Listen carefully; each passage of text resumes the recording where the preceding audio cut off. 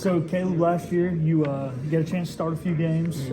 Seemed like one of your specialties was manning the press. I feel like when you were on the court, when the press was put on, it was going really well. Do you feel like you've grown in that standpoint, and we're going to see a lot of press this year?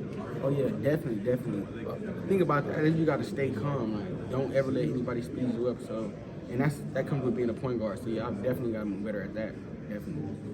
So this will be your second year. You're a sophomore. Obviously, like anybody, it's a big adjustment, high school to college. Do you feel like you've kind of, not that you're not still growing as a player, but do you feel like that adjustment part is done and you've settled in? Yeah, I feel like when I was in high school, my freshman year, middle school to freshman to ninth grade, is you trying to like get around, like try to figure it out. And that's the same thing. You're gonna make a lot of mistakes. You're gonna do a lot of good, but you figuring it out. And I feel like I figured out a lot last year, and I got better this off season. So I feel like I'm way more comfortable going into the season.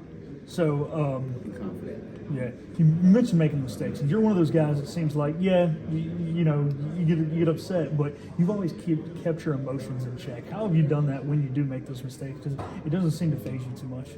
So I learned first of all, basketball is a game of mistakes. Like if you turn your mind, I don't want to turn the ball over. I'm not gonna do this. You're going to do it. So the thing is have a next play mentality no matter what. Always have a next play mentality. If something goes good, something goes bad, it's the next play, because you can't dwell on that last play, because you're going to be stuck in that last play and the game has to go on no matter what. That's just like a life lesson. Like, no matter what, life has to go on. So just learn from it and make sure you learn from it, though, and then move on. I will say you're the first player we've had give any life advice to anybody, so I like it.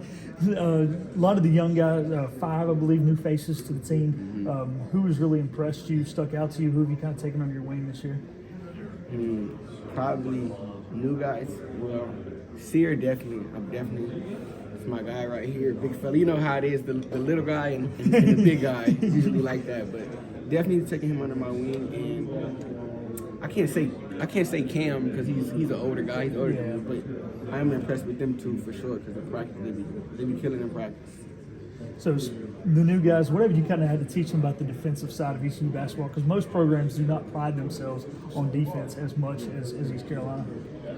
With Sear, I just told him I tried to break down our lingo, our terms, just to break it down with them as best as I can, and tell them, just do your job. It's really that simple. You give 100% in your job, then you'll be just fine. Like, that's pretty much it. I just play your role on defense and offense, pretty much.